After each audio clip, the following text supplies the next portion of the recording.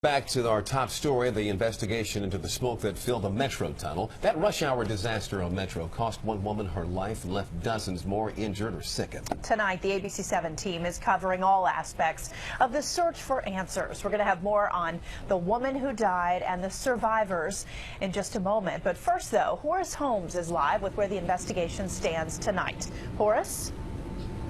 Allison, first of all, I do want to pass on information that we just got from the D.C. medical examiner about the victim who has died in this event. D.C. medical examiner says she was Carol Glover, 61 years old, from Alexandria. As you can see behind me, here is the L'Enfant Plaza Metro station. It is open. The yellow line is shut down. At this point, this investigation has been turned over to the National Transportation Safety Board.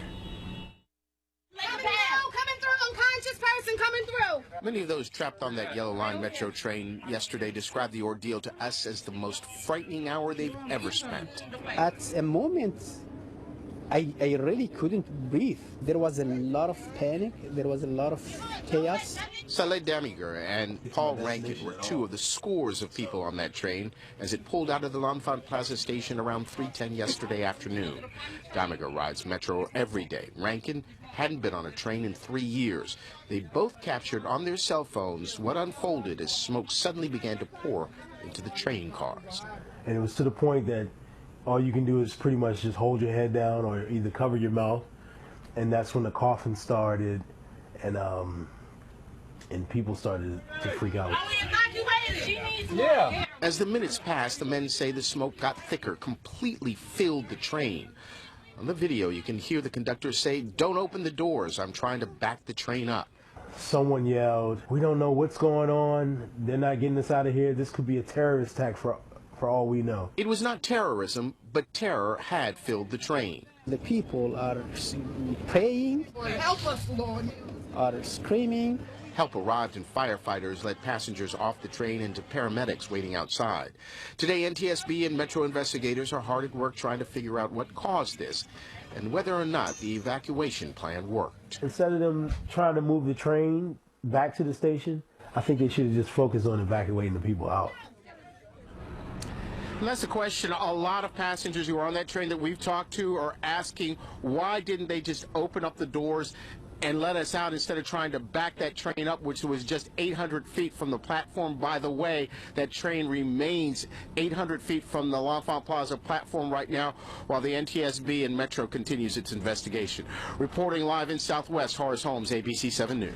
Just amazing, Horace. Thank you. Now, Senator Mark Warner is demanding answers from Metro, saying yesterday's incident raises significant concerns about how WMATA trains respond to disaster. In a letter sent to System General Manager Richard Sarles, Warner points out that he fought for a $1.5 billion federal program to improve Metro's safety.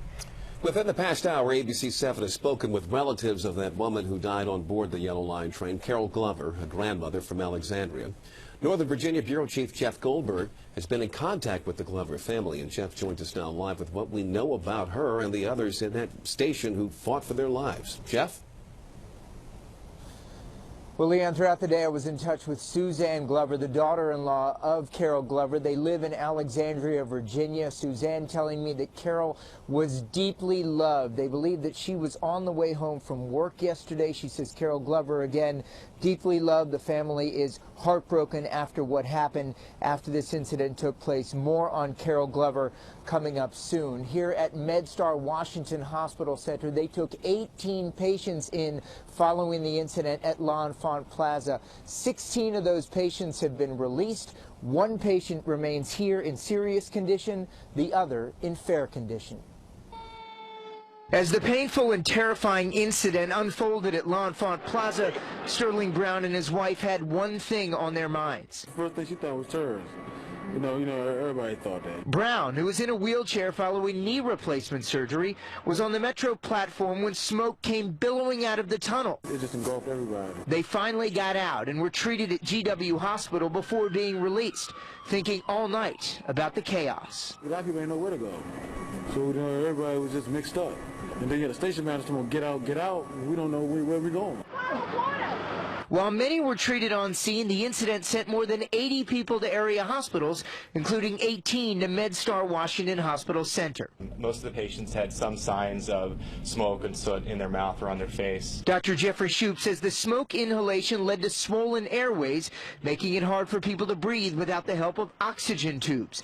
Shoup says the hospital was prepared and ready for the emergency, and that patients got help quickly following an event they will never forget. I think most of the patients are still a little shaken up from what happened. But everyone seemed to be thankful to see their family and go home, the ones that we've sent home. So I think time will tell how they'll do from actually being through the incident. Here now is a quote from Suzanne Glover, the daughter-in-law of Carol Glover. Quote, "She was an amazing, strong woman. She loved deeply from a strong Christian faith. Carol Glover grew up in D.C. and lived in Alexandria. She was a mother of 2 and grandmother of 3, and she adored them. A generous, warm, and hard-working woman." Obviously, such a very difficult situation for everybody who was involved in this incident, but especially for the Glover family, who now must move forward after this tragic incident. Live in Northwest Washington, Jeff Goldberg, ABC 7 News. Thank you, Jeff.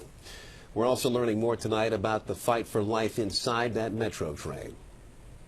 She wasn't making a scene at all. Like, you know, she was just kind of keeping to herself, but, you know, was having probably the hardest time of anyone. You want to hear this. Still ahead in our coverage tonight. Hear from Jonathan Rogers. He talks about his 30-minute struggle to save a woman's life on board that train.